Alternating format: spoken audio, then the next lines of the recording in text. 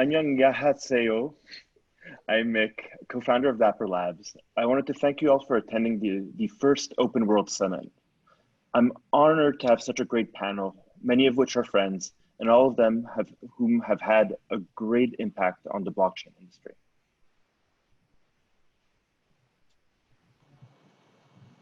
Erica, I'll leave it to you. 안녕하세요. 저는 에리카 강이고요. 크립토 서울 대표입니다. 오늘의 토픽은 디지털 자산으로 게임 산업의 새로운 패러다임을 만들다라는 주제로 패널을 진행해 보도록 하겠습니다. 50분 동안 진행될 예정이고 한국어로 진행될 예정입니다. 네, 지금 엄청난 패널리스트 분들이 모셨는데요.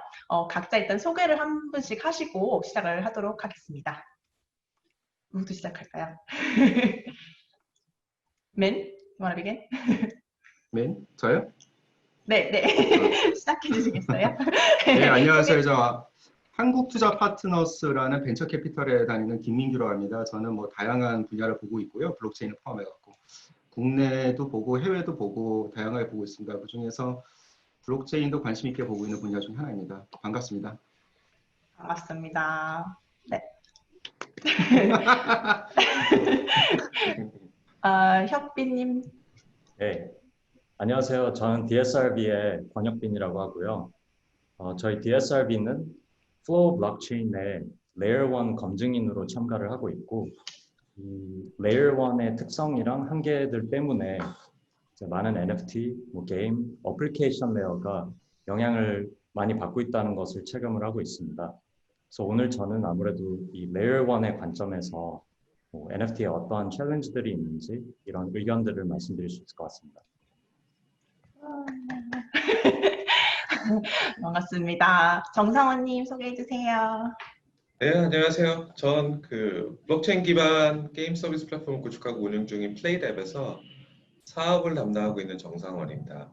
저희 오늘 게임 개발하고 운영하는 관점에서 어떻게 블록체인을 활용하고 또 NFT를 어떻게 활용할 수 있는지에 대해서 조금 의견을 드릴 수 있을 것 같습니다. 반갑습니다.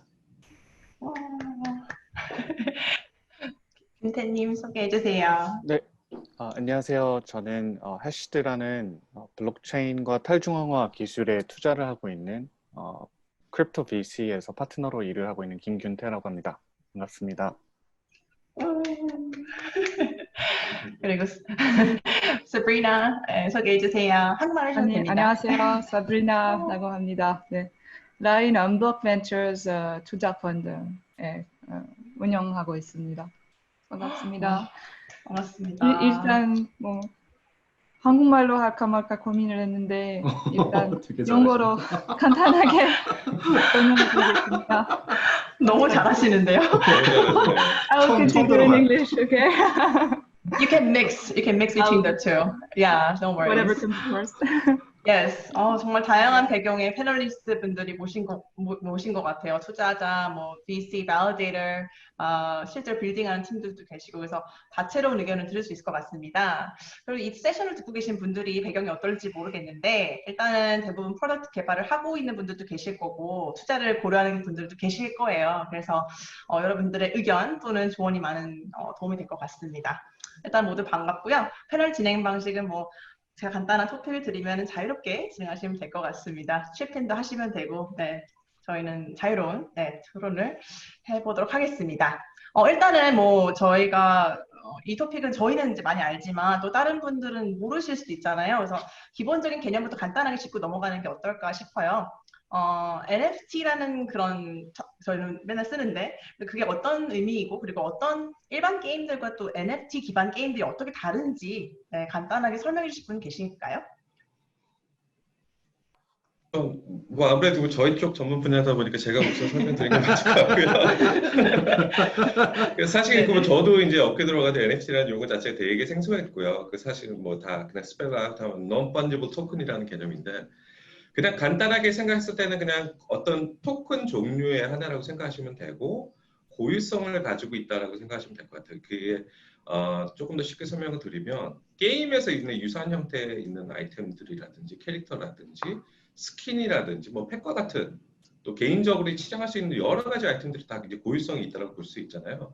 그것들을 이제 토큰 형태로 만들었을 때 고유성을 가진 NFT라고 이해해 주시면 제일 쉬울 것 같고요. 그 다음에 이제 조금 더 이제 블록체인의 특성을 살려가지고 게임에서 각 개인이 가지고 있는 소유물뿐만 아니라 블록체인 세상에서는 조금 더 나아가가지고 다수의 사용자가 쓸 수 있는 거예요. 건물이라든지 땅 같은 개념조차도 이제 NFT화가 되고 토큰화가 돼가지고 여러 사용자들이 같이 오고 가면서 인터랙션을 일으킬 수 있는 그런 성장 요소로 생각하시면 좋고요. 또 이제 개발사하고 퍼블리셔가 이제 전통 시장에서는 중앙 서버를 운영하고 거기에 이제 모든 게임 데이터가 저장된다라고 했을 때 블록체인의 NFT로 활용했을 때는 사용자 입장에서 가장 큰 변화는 사실 공공 데이터베이스에 저장이 되고 즉 게임 아이템을 가지고 계신 게임 아이템들이 공공 DB에 저장이 되고 그 다음에 그 저장된 아이템들을 자기의 개인의 지갑에서 볼 수 있고 관리도 할 수 있고 즉 100% 소유권을 가져갈 수 있는 게 가장 큰 변화점이고요. 이제 이런 구조적인 차이가 이제 사용자 입장에서 가장 흥미로운 점이라고 볼 수 있을 것 같고 당연히 이제 소유권을 가지고 있다는 것은 이제 게임 예전 이제 전통 시장에서 뭐 콘솔 게임 같은 거 사가지고 DVD를 게임을 다 했을 때 친구들한테 줄 수도 있고 아니면은 개인 간 거래를 통해서 팔 수도 있고 이게 똑같은 행태가 이제 NFT와 블록체인 기술 기반으로 해서 내가 가지고 있는 아이템들을 친구와 나눌 수도 있고 서로 거래를 할 수도 있고 사고 팔 수도 있고 빌려줄 수도 있고 다양한 형태로 자기 소유하고 있는 여러 가지 NFT를 소유하고 활용할 수 있는 게 굉장히 큰 또 재밌는 요소라고 생각을 해주실 수 있을 것 같습니다. 설명이 매우 명쾌하네요. 요즘 그래서 이제 NFT 말이 너무 많이 나와요. 트위터에 엄청나게 많이 나오고 그래서 DeFi가 그 전에 엄청난 트렌드였고 DeFi, NFT, and then now it's like now what? 약간 이런 이제 트렌드 변화가 있거든요. 또 진짜 DeFi가 또 NFT랑 또 엄청 연결이 돼 있고 근데 이 큼직큼직한 분야인데 어떻게 이게 유용하게 하는지 혹시 설명 가능하신 분 계실까요? 이게 어떻게 영향을 끼치고 애드 밸류를 하는지 뭐 이렇게 네, 그런 거 되게 궁금하거든요.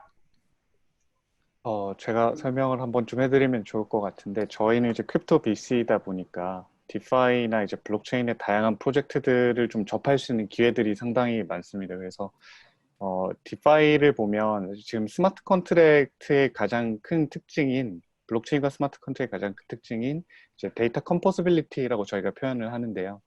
그 소프트웨어를 원래 빌딩할 때 보시면 사실 개발 과정이 굉장히 레고 블록 쌓기랑 비슷해요. 그래서 이미 만들어져 있는 레고 블록이 있으면 그 블록을 자기가 갖고 와서 여러 블록을 잘 조합해서 자기만의 새로운 어플리케이션을 만드는 게 소프트웨어 엔지니어링의 기본적인 구조거든요. 근데 이렇게 소프트웨어 빌딩 할 때 가장 중요한 게 컴포서빌리티거든요. 남의 거를 잘 가져다 쓰는 거. 그래서 오픈 소스 커뮤니티를 보시면 다른 사람들이 만들어 놓은 서드파티 라이브러리를 잘 가져다가 자기만의 프로덕트로 만들어내는데 굉장히 잘 활용을 하고 있어요. 근데 지금 디파이에서 일어나고 있는 일들이 이거랑 굉장히 비슷한 구조를 가지고 있는데요.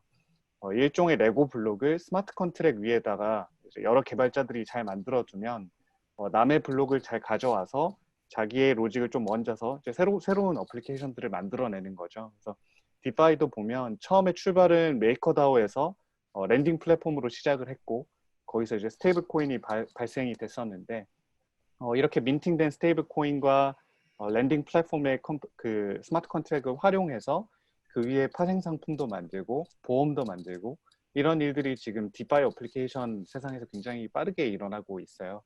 그래서 이런 데이터 컴포지빌리티를 잘 활용하면 생각보다 많은 것들을 내가 생각하지 못하고 상상하지 못한 거를 다른 서드파티 라이브러리 개발자들이 만들어줄 수가 있게 되거든요. 근데 NFT 같은 경우에는 마찬가지로 블록체인이라는 투명화되어 있고 뭐 공개되어 있는 데이터베이스를 활용한 일종의 자산 개념이다 보니까 이 NFT와 DeFi를 좀 어떻게 하면 이을 수 있을까에 대한 고민이 지금 이제 막 출발하기 시작한 것 같아요. NFT는 다들 잘 아시다시피 크립토키티가 재작년에 이제 나오면서 사람들이 ERC-721이라는 개념에 대해서 조금 친숙해지고 이걸 가지고 뭘 할 수 있을까 하면서 생각을 하고 있던 차에 지금 최근에는 디파이가 많이 이제 부상을 하고 있었고 예전에 좀 유행했던 NFT와 디파이를 좀 어떻게 같이 한번 활용을 해볼까 하는 작업들을 요즘에 좀 하려고 하는 것 같습니다. 그렇군요. 저는 아까 전에 그 첫 번째 있잖아요. 네. 그 NFT에 대한 네. 제 생각을 좀 말씀드리고 싶었습니다. 그러니까 네. 일단 뭐 저는 여기 계신 분처럼 이렇게 크립토 쪽에만 있는 사람이 아니다 보니까 그냥 VC로서 생각한다면 NFT하고 이제 그냥 펀지블 토큰 차이는 그냥 개념적으로 본다면 돈하고 그냥 자산 있죠. 뭐 컵이면 똑같은 컵이라고 보여지지만 이건 똑같지는 않잖아요. 그러니까 고유성이 있는 거잖아요. 돈은 똑같잖아요. 1,000원하고 1,000원, 만원 똑같은 거잖아요. 이거 바꿔도 똑같고 이거 바꿔도 똑같고 너 뭐 나 10,000원 주고 나 1,000원 뭐 10개 주던 10,000원짜리 하나 주던 그거 똑같은 거잖아요. 근데 이 non-fungible 토큰은 그런 게 아니고 어떤 고유성, 디지털 자산으로 생각하면 될 것 같아요. 자산 개념으로. 그 두 번째로는 이제 그 특성, 아까 전에 뭐 다 말씀하신 내용이긴 하지만 제가 이제 뭐 이런 회사들 검토하면서 제가 배운 거는 두 가지인데 이제 true ownership이라는 거하고 그러니까 완전한 소유성 그리고 희소성 보장. 저는 딱 두 가지로 좀 요약이 될 것 같다는 좀 생각이 들었습니다. true ownership은 뭐냐면 이제 내 게 아니잖아요. 그러니까 디지털 세상에서 내 거는 사실 많지가 않은 것 같아요. 그러니까 빌려주는 거지. 이 서비스가 러닝하는 동안 빌려주는 거지. 서비스가 닫히면 내 거 아니잖아요. 지금 싸이월드 안 돼. 싸이월드 잘 모르실 수도 있겠지만. 알죠. 그러신가요? 제가 너무 이렇게 아니에요. 그 싸이월드 지금 닫히면 못 쓰잖아요. 그렇죠? 근데 그거 트루 오너십이 아니잖아요. 두 번째 희소성인데 희소성의 보장. 희소성의 보장은 뭐냐면 이거 한 100개 판다고 해놓고서 나중에 내년 되니까 10,000개를 팔아. 그러면 이거 가격 떨어질 수밖에 없잖아요.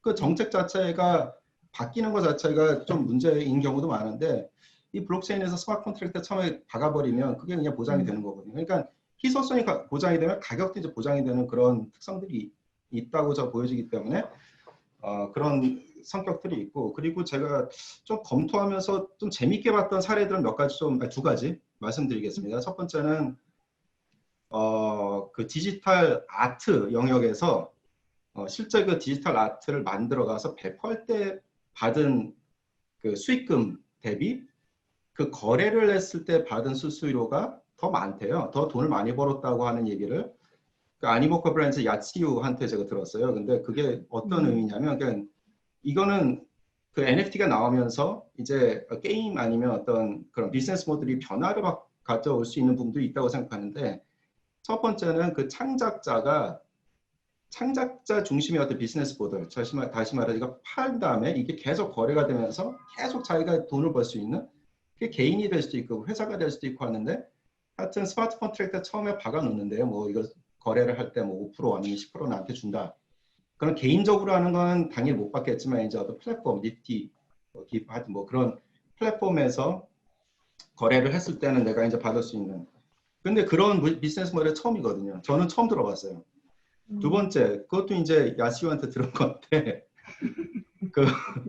하여튼 어떤 분한테 들었는데, F1 게임을 지금 론칭을 하고 있잖아요. 근데 F1 그 레이싱 그 아이템들을 지금 판매를 했다고 합니다. 근데 게임을 론칭되기 전에 그 전에 다른 데서 게임을 만들었대요. 다시 말해서 캐릭터 이 아이템만 팔았는데 게임은 우리가 아니고 다른 커뮤니티에서 만들어갖고 플레이할 수 있는 이것도 굉장히 새로운 거거든요. 그래서 이렇게 된다면 이제 비즈니스 모델 자체가 게임을 만들어갖고 그 안에 생태계 조성하고 막 이런 게 아니고 어쩌면 예를 들어서 크립토 키티스 만든 다음에 이제 크립토 키티스 2, 3, 뭐 메타버스 뭐 1, 2, 3 만들어갖고 그 안에서 플레이할 수 있게 하고 그 캐릭터 아니면 아이템 중심의 어떤 생태계가 나올 수도 있는 그런 가능성에 대해서 한번 볼 수 있지 않을까 이런 좀 생각을 했고요. 그래서 또 조금 뒤에 나온 내용하고 좀 연결돼서 말씀을 드리자면 어떤 기회는 플랫폼이 바뀔 때 예를 들어서 PC에서 모바일로 넘어올 때라든지 플랫폼이 바뀌는 거잖아요. 그런 거라든지 아니면 비즈니스 모델이 바뀔 때 좀 기회가 많다고 하더라고요. 근데 제가 보는 이 NFT는 그런 뭐 뒤에 다시 말씀드리겠지만 플랫폼이 바뀌었을 때의 기회에 대해서 제가 생각하는 어떤 생각이 있습니다. 근데 비즈니스 모델이 바뀌는 데서 기회는 있을 가능성이 좀 있는 분야다. 저는 그렇게 좀 요약을 하고 싶습니다. 네, 감사합니다. 다른 의견 혹시 있으신 분 계신가요? 어차피 그 투자하실 때나 이렇게 투자자분들도 계시는데 이제 어떤 기준으로 평가를 하시는지 약간 어떤 철학을 가지고 이런 프로젝트를 보시는지도 되게 궁금해하시긴 할 것 같아요. 투자 안 하시는 분들도 계시고 그러면 전반적으로 이런 트렌드를 바라보는 시각도 되게 궁금하고요. 혹시 뭐 아까 말씀 안 하신 분들 중에서 혹시 의견 보태실 분 계신가요? Sure. Maybe I can speak to the also investment Awesome. part. So as far as investing in the gaming space, the blockchain gaming space, games in general, I think it's quite a risky area because it's a hit business, right? So you need to know exactly what's going to work. So I think for us, our approach has been to focus more on platform and infrastructure plays. So for example, it could be NFT marketplaces or blockchain game focused platforms, and PlayDApp's an example of that. Right now, I think games are still a bit limited, right? Because there are limitations of the existing protocols. They're not developer friendly. They're not user friendly either. So UX is suffering. So focusing on solving those problems, I think is really important.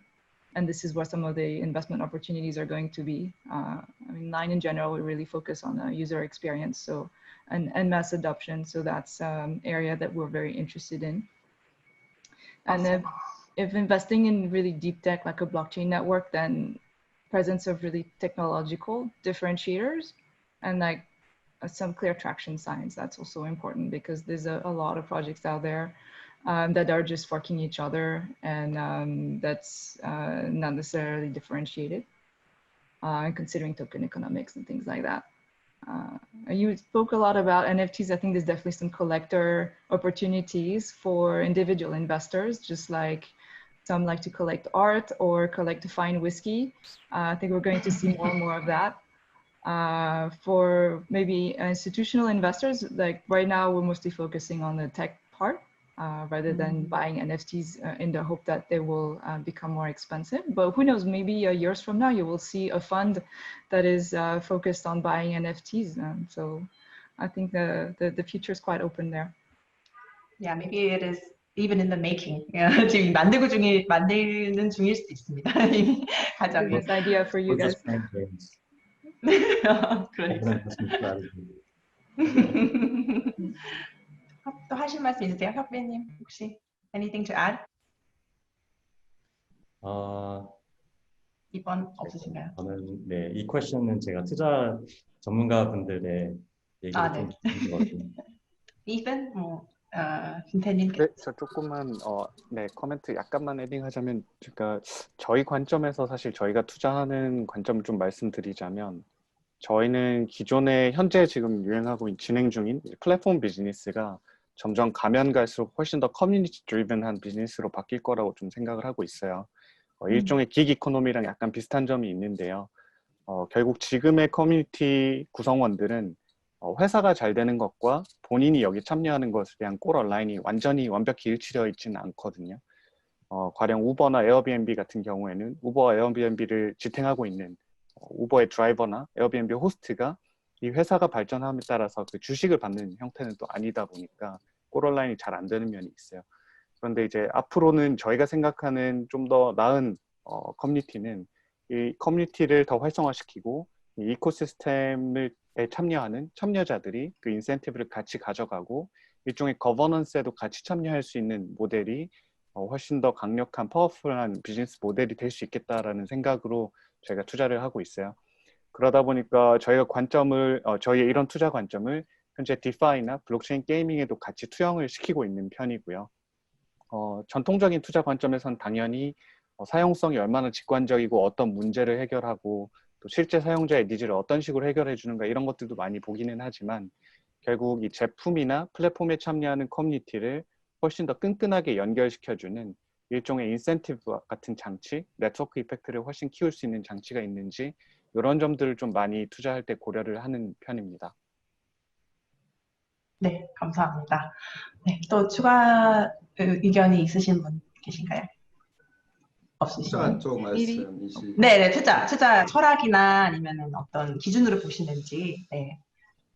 저는 제 개인적인 투자 철학하고 이제 회사의 투자 철학이 아무래도 이제 괴리감이 있을 수밖에 없는 게 우리는 이제 좀 이스태블리시된 그런 VC다 보니까 그 제약이 좀 아무래도 있죠. 그 컴플라이언스라든지 아니면 여러 가지 그런 뭐 코인에 예를 들어서 직접 투자 못한다든지 이런 부분들이 분명히 있습니다. 근데 기본적으로 제가 생각하기에는 이제 이 업에서 조금 있다 보니까 제가 생각하는 관점은 굉장히 사람 중심적이에요. 그게 시장이라고 보여지거든요. 사람들이 얼마나 필요로 하는 그 가치를 주는 서비스 아니면 제품 아니면 무엇이냐, 사람들이 쓸 거냐, 사람들이 정말 필요로 하는 거냐, 그 관점이 저희로서는 가장 중요한데 지금 그런 의미에서는 뭐 아직은 좀 초기 단계인 것들이 좀 많다고 생각합니다. 근데 좀 비즈니스가 좀 있는 것들에 대해서 좀 투자를 조금은 했고요. 예를 들어서 뭐 차이, 테라하고 루나 기반의 그 페이먼트는 그건 실제 비즈니스가 있는 거잖아요. 그런 사람들이 쓰고 있고 뭐 잠시 뭐 이런 카드도 있고 좀 광고 좀 하겠습니다. 차이. 가입하세요. 차이 너무 좋습니다. 네, 그런 비즈니스가 있는 거는 저희가 좀 투자를 하려고 하고 있는데 지금 예를 들어서 디파이 같은 경우 저는 조금 부정적인 부분이 분명히 있습니다. 이거는 모르겠어요. 그 크립토 커뮤니티에 계신 분들하고 좀 다른 뷰일 수도 있겠지만 원래 디파이, 그러니까 그냥 금융이라는 것 자체를 생각하면 랜딩이라든지 뭐 돈을 빌린다 하는 것 자체가 그 빌려갖고 이제 뭔가 뭐 가치 증대가 좀 있어야 되는 거잖아요. 가치 창출이 있어야 되는 거잖아요. 뭐 생산성을 높인다든지 캐파 넓혀서 무슨 뭐 제품 더 많이 판다든지 아니면 더 나은 서비스를 제공한다든지 하는데 지금 현재의 디파이 본질 자체는 아무래도 스페큘레이션이 좀 큰 것 같아요. 돈을 버는 어떤 주체가 뭔가를 생각한다면 뭐 스테이킹이 있겠고 아니면 뭐 빌려주는 거 있겠고 여러 가지 있는데 빌려서 뭐 합니까? 그냥 레버리지 써갖고 마진 트레이딩 한다든지 아니면 그 마이너들이 이제 자기 장비를 사기 위해서 랜딩을 한다, 빌려간다든지 스테이킹도 마찬가지예요. 스테이킹이 그 블록체인 자체가 의미가 있으려면 어떤 진짜 어떤 진짜 사람들이 많이 사용하는 어떤 애플리케이션에서 그 블록체인을 많이 사용하고 거기 많은 정보를 다 저장하고 해야 되는 의미가 있는 거고 그 트래픽이 많아질수록 더 가치가 높아지는 건데 지금 현재는 아직 그것보다는 예를 들어서 최근에 뭐 죄송합니다. 근데 유니 같은 경우도 스페큘레이션이 좀 많다고 보여지거든요. 물론 네, 그래서 그건 좀 그렇고 NFT는 저는 조금 더 긍정적이라고 생각하고 뒤에서도 말씀드리겠지만 게임 쪽이 가장 빨리 올 거라고 저는 생각해요. 그 블록체인 쪽에서 게임 쪽 왜냐하면 젊은 층이고 규제 이슈별로 없고 그리고 디지털 어떤 포용성이 가장 높고 그리고 좀 가볍고 이렇기 때문에 이런 분야가 괜찮을 거라고 생각하고 또 데펄랩스 같은 경우는 이제 실질적인 어떤 비즈니스들이 이루어지고 있잖아요. 텁샷, 뭐 NBA하고 하는 거라든지, 뭐 UFC라든지, 뭐 기타 등등 좀 있기 때문에 그런 것들은 좀 관심 있게 좀 봤습니다. 탑샷 너무 좋더라고요. 보고 깜짝 놀랐어요. UI는. 네, 아까 그 말씀하신 내용에 대해서 바로 연결을 할 수 있을 것 같아요. 다음 질문으로. 근데 그 전에 혹시 들으시는 분들 중에서 질문이 있으시면은 여기 아래 Q&A 버튼이 있거든요. 거기서 you can ask some questions and anything to the panelists. 그래서 질문하실 분들은 질문하시면 될 것 같습니다. 광고 하나 띄우고 그 다음에 넘어가겠습니다. 그래서 지금 이제 트위터에서 말씀하셨듯이 지금 DeFi, 뭐 speculation, 뭐 uni, 뭐 난리가 났잖아요. 그래서 인기가 정말 모든 거에 지금 크립토 게임스 대단한데. 근데 또 이제 어떤 면에서 이제 NFT 또는 크립토 게임이 특별히 좀 매력적이었는지 그게 좀 궁금하거든요. 어떤 capturing characteristics가 있는지 어떤 장점들이 있었는지 그런 걸 좀 혹시 쉐어하실 분들 있으시면 말씀 좀 좋을 것 같습니다. 그 질문 주신 거랑 조금 전에 그 김민규 이사님 말씀 주신 거랑 좀 연결해서 설명드릴 수 있을 것 같은데요. 사실 저희 그 플레이답 서비스 자체도 뭔가 뭐 스페큘레이션이라든지 real world use case가 없는 것들은 최대한 지양을 하려고 노력하고 있고 사실 저희가 포커스 맞추고 있는 것들은 게이머들이 그럼 뭘 원하는지랑 개발사들과 퍼블리셔들이 어떤 추가적인 이득을 가져갈 수 있는지에 대해서 좀 포커스를 가져가려고 그래요. 그래서 이제 NFT를 통해 가지고 아까 그 앞선에서 말씀드렸듯이 누구든지 그럼 자유롭게 거래를 할 수 있고 게임 아이템들을 가지고 소유할 수 있는 구조가 된다라고 했을 때는 사실 이게 게임 산업이 발전하면서 계속적으로 초기부터 같이 공존하고 있던 행태거든요. 즉 게임 산업이 전체적인 시장 규모로 봤을 때 글로벌하게 한 160조 시장이라고 했을 때 게임 아이템 거래, 즉 디지털 트레이딩 볼륨 자체가 한 40조에서 50조 사이로 추정이 되고 있어요. 굉장히 큰 시장이다라는 거죠. 그리고 이게 이제 현재로서는 지역별로 그 중앙화된 집중화된 서버로 운영이 되다 보니까 물리적인 한계 때문에 이제 지역별로밖에 거래가 안 되는데 이게 만약에 이제 미국에 있는 친구들하고 자유롭게 거래가 될 수 있다. 또 요 최근 추세를 보시면은 뭐 리그 오브 레전드라든지 펍지 같은 그 글로벌 히트작들도 사실 동일한 빌드를 가지고 글로벌하게 서비스를 하고 있기 때문에 전 세계 어디에 있는 사용자들 간에도 필요로 하는 아이템들을 서로 주고받고 교류를 할 수 있는 그런 창구가 되게 큰 기회라고 생각이 되고 이게 각각 지역별 한계점에서 벗어나서 글로벌한 트레이딩이 됐을 때는 굉장히 큰 사용자들한테 매력도가 굉장히 높을 수밖에 없는 그런 구조라고 생각이 되고요.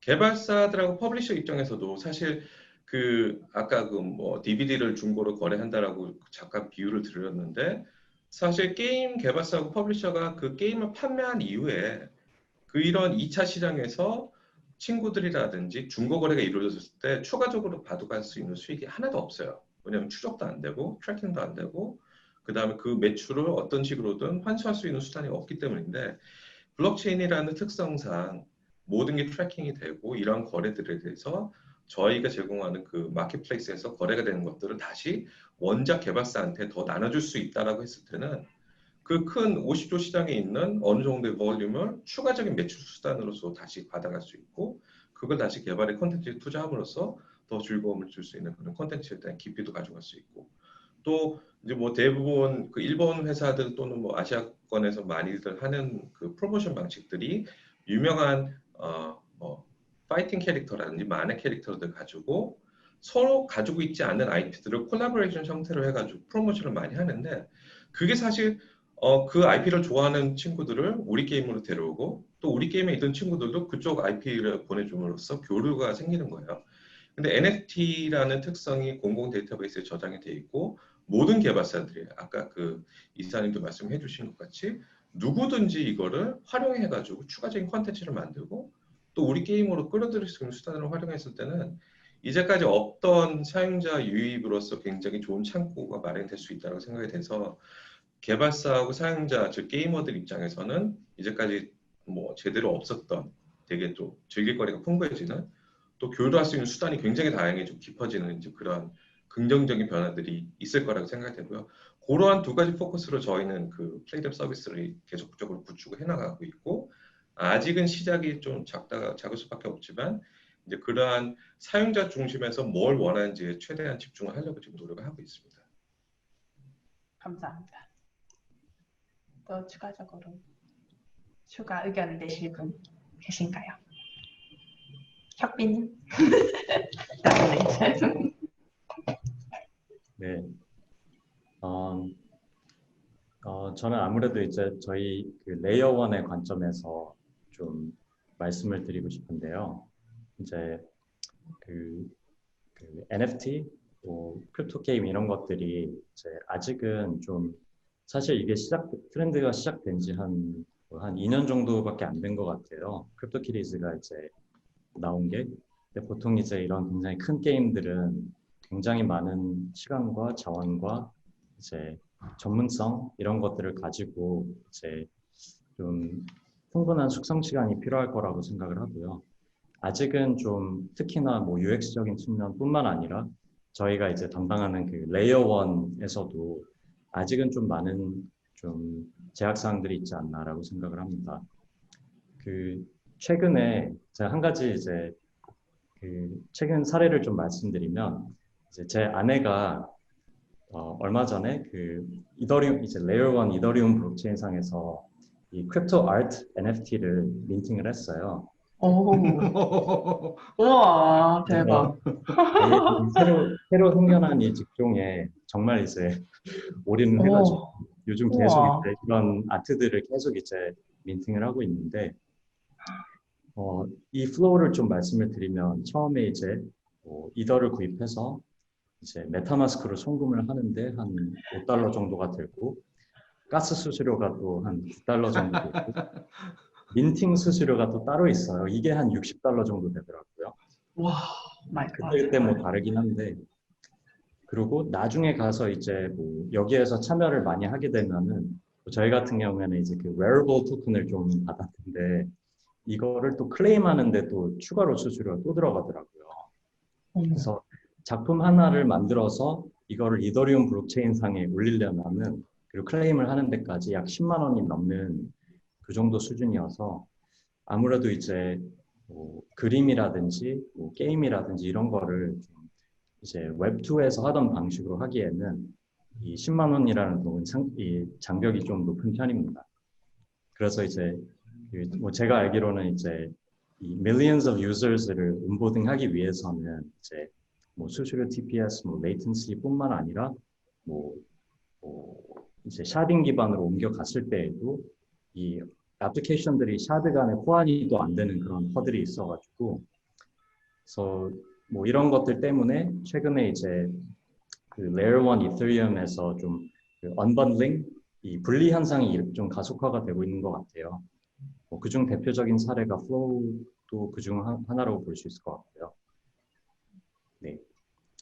그래서 네. 네. 그래서 네. 대중과 거리가 좀 아직은 멀다. 트랜잭션 피가 너무 어마어마시하고, 네, 지금 과정이 좀 허들이 좀 확실히 많은 것 같아요. 물론 그 experience 자체는 너무 좋은데, 의미 있고 좋은데, 이제 그게 엄청난 양의 유저를 보유하기에는 아직은 좀 허들이 있다라고 말씀해 주신 것 같습니다. 근데 바로 연결됐던 게 아까 이제 제가 한계점이나 이런 거에 대해서 좀 여쭤보려고 했었는데, 아무래도 이거는 이제 투자하시는 분들이 더 잘 아실 것 같기도 하고, 또 뭐 안 드시는 분 입장에서도 이제 만지다 보면 느끼시잖아요. 그래서 그런 것도 좀 간단하게 의견을 좀 주실 분들 계시면. 네. 제가 Sabrina? Yeah, I'll jump in. Sabrina? Yeah, Sabrina. Sure. So Sorry. I guess on the challenges of mass adoption and how we look at it from an investment perspective, yeah, it's I would say most of the games that I look at, they lose me at MetaMask. If I see MetaMask, I'm like, okay, you've lost me there. There's too many steps to onboard the new users, right? It's a bit of a trap, right? Because it's easy to make enough to survive on a blockchain game, because the crypto users have high willingness to pay. So it's easy to survive, but it's difficult to thrive because of the poor UX and having to cater only to the crypto crowd. That means you can't really achieve proper mass adoption, right? Because the way you're set up as a game is not user friendly. So it's a bit of a paradox that we see here, and then we're trying to kind of stay away from those opportunities because they are a little too limiting. Hence, the point that I made earlier about looking for picks and shovels and looking for more technical solutions that don't compromise the user experience. 방금 세브리나님께서 말씀하신 게 간단하게 말씀드리면, 이제 메타마스크에서 일단 기본적으로 딱 이제 흐름이 끊기고 너무 힘든 장벽이 너무 높다. 네, 그런 말씀하셨고, 근데 저도 약간 동의하는 편이고요. 그리고 너무 많은 과정들이 있고, 그리고 아무래도 이제 크립토에 빠진 분들은 좀 있잖아요. 저희 그룹이 좀 있는데, 근데 그 외의 사람들을 이제 리치하려면 조금 아무래도 한계점이 있지 않을까. 왜냐하면 그래서 survive, 그러니까 살아남기는 쉬운데, 근데 thrive, 그러니까 엄청나게 번성하기에는 아직 좀 힘들다라고 말씀해 주셨습니다. 질문들이 나오네요. 질문들이 나오는데, 그건 조금 이따가 멘션하면 좋을 것 같고요. 또 다른 허들이나 이런 점을 좀 멘션하실 분들 계신가요? 좀 허들, 좀 한계점. 한 말씀 네. 좀 보태드리면, 저는 네. 조금 다른 관점에서 말씀드리고 싶은데, 지금 블록체인 게임들을 면면히 살펴보시면 사실 게임 퀄리티 문제가 저는 좀 상당히 크다고 생각을 해요. 게임 자체는 그 게임 자체로서 굉장히 재미있고, 사람들이 뭐 여기에서 자산을 발행하고 자산을 가질 수 있다라는 개념이 아니라도 이 게임 너무 재밌어서 나 하고 싶다라는 느낌이 들어야 게임은 그게 본질이라고 생각을 하거든요. 그런 면에서 보면은 아직까지는 그 전통적인 저희의 게임으로서 성공적인 게임 문법 블록체인 게임에서 아직 조금 못 찾고 있는 것도 있는 것 같고요. 두 번째는 과거 한국에서 이제 나왔던 온라인 게임들, 뭐 리니지라던가 바람의 나라, 뭐 과거의 온라인 게임을 살펴보시면 과거에는 정액제나 시간 과금 모델의 온라인 게임들이었거든요.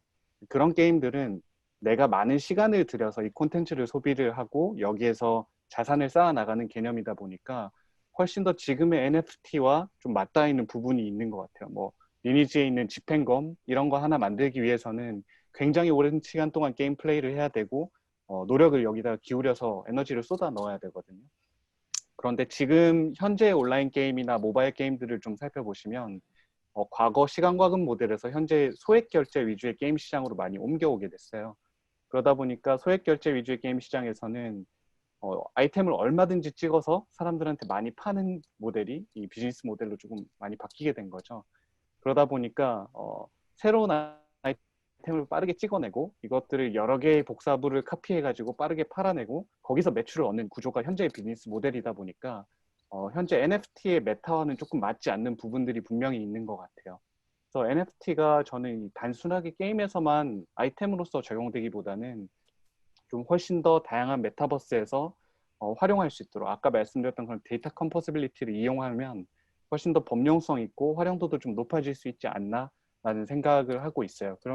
그런 면에서는 아직까지 NFT가 마켓핏을 좀 찾아가는 과정이다라고 저는 보고 있고요. 하지만 크립토 키티가 처음에 보여준 가능성이 분명히 있고 또 디지털 자산으로서 NFT가 지금보다 훨씬 더 범용적으로 사용할 수 있는 케이스를 프로덕트 마켓핏으로 좀 찾아간다고 하면 충분히 답은 존재할 수 있다고 보는 편입니다. 네, 감사합니다. 그 질문 중 하나가 이제 그 아이템 거래 아까 헨리님께서 지금 질문 주셨는데 아이템 거래는 기술적인 구현의 이슈보다는 정책적인 이슈가 더 큰 것 같은데 그런데 게임 개발사나 관련 지식 있는 분들의 의견이 궁금하다고 하셨거든요. 그러니까 지금 마켓플레이스만 제공된다면 지금도 가능하지 않나요? 라고 하셨던 것 같아요. 혹시 답변 주실 분 계신가요? 그건 제가 좀 의견 드릴 수 있을 것 같은데요. 네네. 크로스보더 페이먼트 옵션들이 생각보다 많지가 않아요. 그리고 글로벌하게 원 마켓으로 운영되는 마켓플레이스가 존재하지도 않고요. 전통적인 시장에서는. 왜냐하면 물리적인 한계점 때문에 이제 이렇게 많이 허들들이 존재할 수밖에 없는데 그래서 이제 전 세계가 같이 사용할 수 있는 마켓플레이스를 운영했을 때 업사이드는 굉장히 크다라는 것에 대한 공감대가 가져갈 수 있겠지만 저희는 단지 그냥 아이템 거래 중개에서만 멈춘다고 생각하지 않고 이슨 파트너님 말씀해 주셨던 그 디지털 데이터 간의 컴포지빌리티 즉 그 하나의 아이템이 하나의 게임에서만 사용되는 게 아니라 이 아이템이 NFT가 여러 개의 게임에서 사용될 수 있는 환경이 굉장히 새로운 환경이라고 생각이 되고 즉 저희 게임을 간단히 예제로 말씀드리면 첫 번째 게임에서 얻은 아이템을 가지고 그대로 두 번째 게임이 진입했을 때 바로 인식이 되고 그 아이템을 바로 활용할 수 있는 구조가 돼요.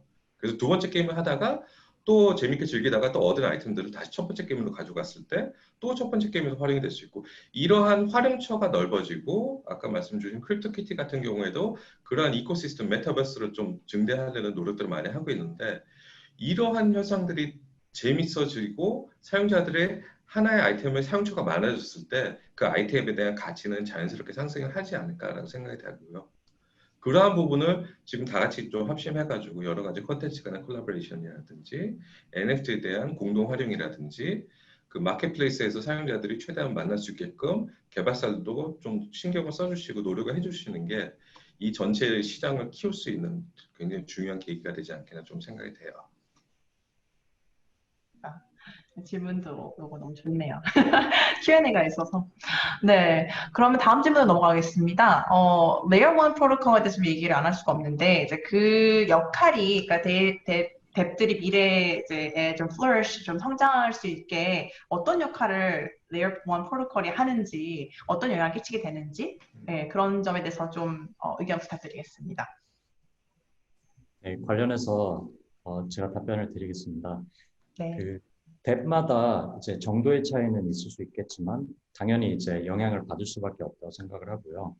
아무래도 이제 부모의 DNA를 물려받는 것처럼 이 뎁 애플리케이션 레이어는 당연히 레이어 1의 영향을 받게 되어 있습니다. 가장 대표적인 레이어 1을 보면은 이더리움 블록체인 하나만 살펴보면요.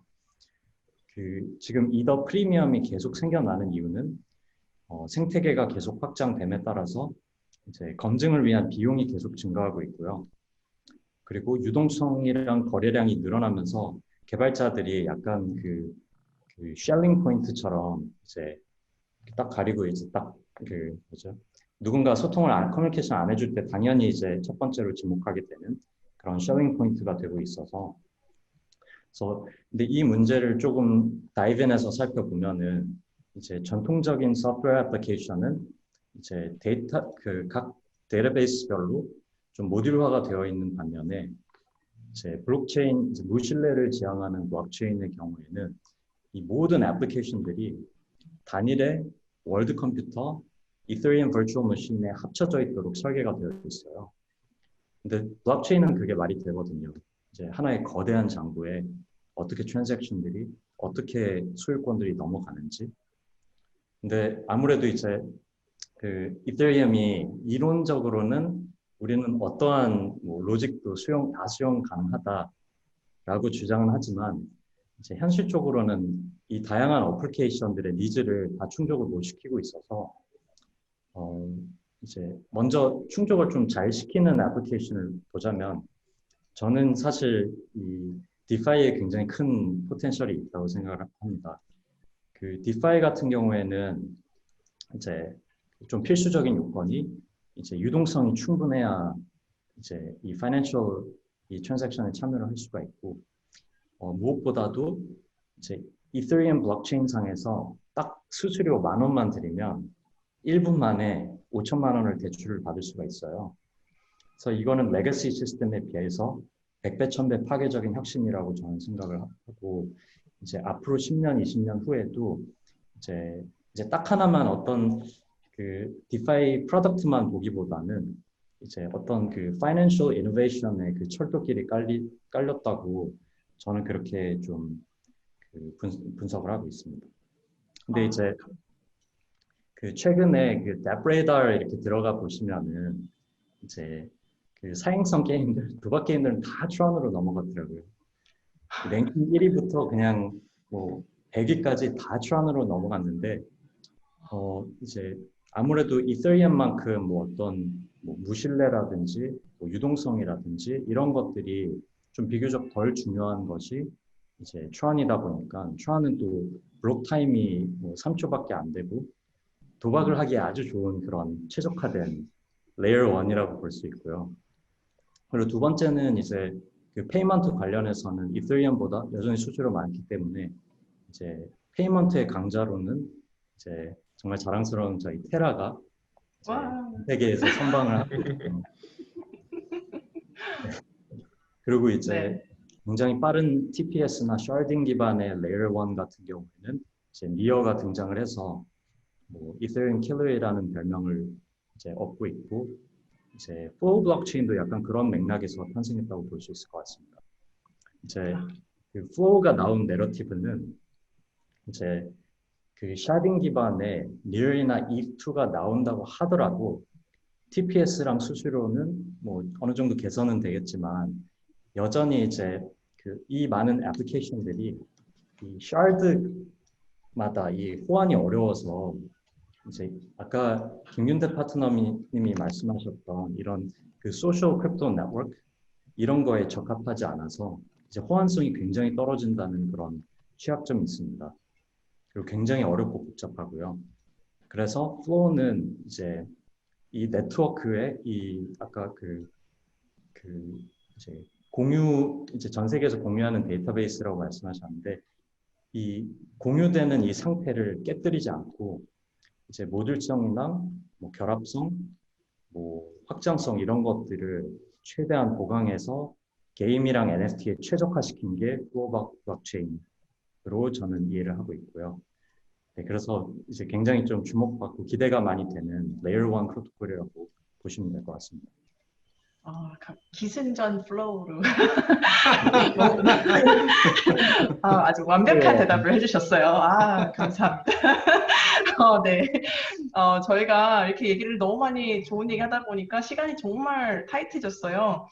근데 마지막으로 다 돌아가면서 한마디씩 이 내용에 대해서 하면 좋을 것 같은데 일단은 최종적인 그러니까 지금 이 시장에서 바라는 것들이나 아니면은 목표라든지 그러니까 플레이텍 같은 경우는 아까 질문이 나왔지만은 최종적인 목표, 글로벌 게임 아이템 거래 플랫폼이 되는 것인가요?에 대한 질문을 해주시면 될 것 같고요. 나머지 분들은 지금 이제 앞으로 투자 계획이라든지 아니면은 이 스페이스를 어떻게 보실 것인지, 어떤 뭐 계획이 있으신지, 아니면 뭐 그런 거 방향성에 대해서 조금 미래 계획을 얘기해 주시면 그러면서 마무리하면 될 것 같아요. 일단 어느 분부터 시작할까요? 인사님 시작할까요? 뭐 마무리보다는 아까 좀 말씀드리고 싶었던 부분이 뭐냐면요. 이제 NFT하고 디지털 자산이 더 밸류가 있고 더 시장성을 찾고 더 대중적이 되기 위해서 뭐가 변화가 좀 필요할까 생각을 좀 해봤는데, 저는 뭐 기술적인 뭐 레이어 1이라든지 뭐 여러 요소들이 있겠죠. 근데 제 생각에는 플랫폼이 변화라고 생각이 되고, 그게 결론부터 말씀드리자면 저는 그 플랫폼이 어쩌면 VR, AR, 믹스드 리얼리티 이쪽이 아닐까라는 생각이 개인적으로 하고 있습니다. 이 디지털 자산이라는 거의 어떤 가치는 디지털하고 현실하고 뭐 가상 현실 이게 애매모호해지고, 점점 이 디지털하고 버추얼 자체가 이제 거의 그냥 실생활이 되는 순간서부터 자산은 당연히 올라가게 돼 있거든요. 그러니까 한마디로 이제 디지털 이 버추얼 세계에서 좀 헷가닥하는 게 심하면 심할수록 디지털 자산이 가치는 올라갈 수밖에 없다고 생각합니다. 그 어떤 가능성을 보여준 게 요즘에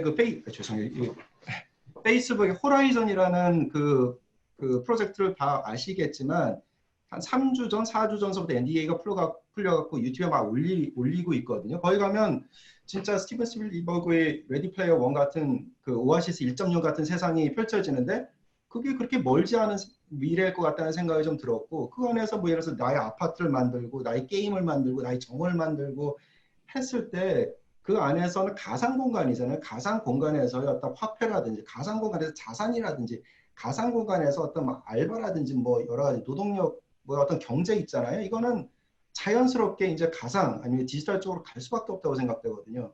그래서 그런 플랫폼의 변화가 있을 때 우리가 지금 고민하는 많은 것들이 그냥 자연스럽게 해소가 되고 수요가 그만큼 높아지잖아요. 그런 기술은 따라오게 된다고 저는 생각이 돼요. 왜냐하면 투자를 많이 하기 때문에. 그래서 제가 생각하는 어떤 한 가능성이긴 하지만 그게 이제 VR, AR, MR 이것과 이제 블록체인과의 결합 이쪽으로 좀 보고 있습니다. 감사합니다. 또 다른 분? 네. 정적이 흐르는. 저 한 말씀을 좀 네. 부탁드릴게요. 네네. 감사합니다. 저희도 되게 가상 세계가 앞으로 훨씬 더 중요해질 것 같다라는 생각이에요. 그러니까 지금도 오프라인에서 일어나는 일들 보면 뭐 로보틱스 기술이라던가 AI 기술이 굉장히 빠르게 발전을 하고 있고, 지금 작년까지는 잘 이야기도 안 하던 베이직 인컴에 대한 그 이야기도 전 세계 정부들이 다 한 목소리로 또 이야기를 하기 시작하고 있잖아요.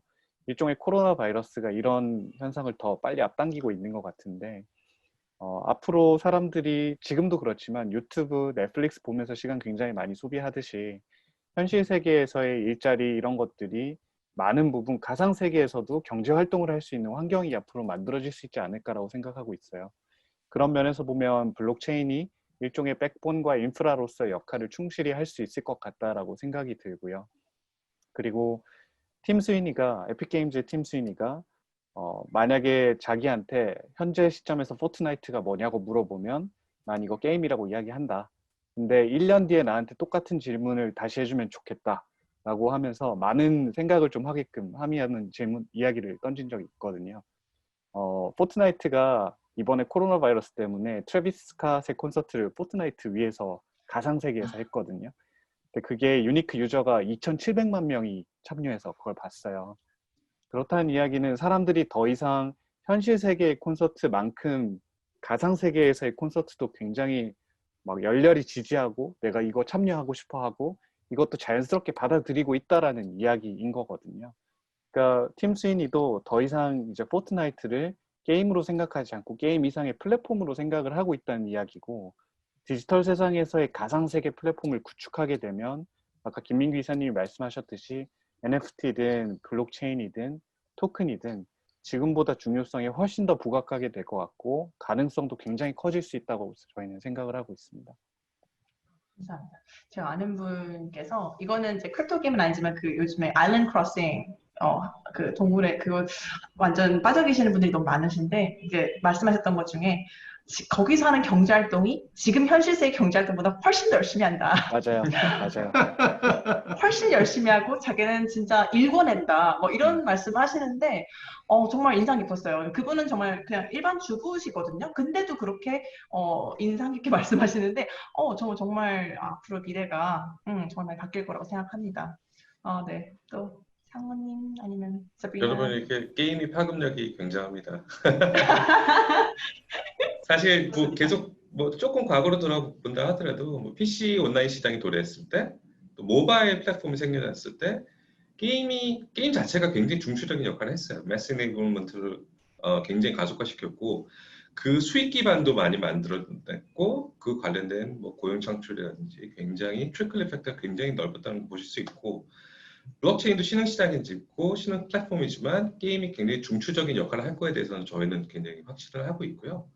그런 측면에서 근데 저희는 단순히 그 블록체인 게임 시장에 있는 사용자들만 가지고 이제 뭔가 서비스를 제공한다기보다 일반인들에게 이 좋은 생태계, 이 좋은 새로운 환경을 소개해 주는 데 좀 주력을 하려고 저희는 단기적으로 좀 목표를 삼고 있고요.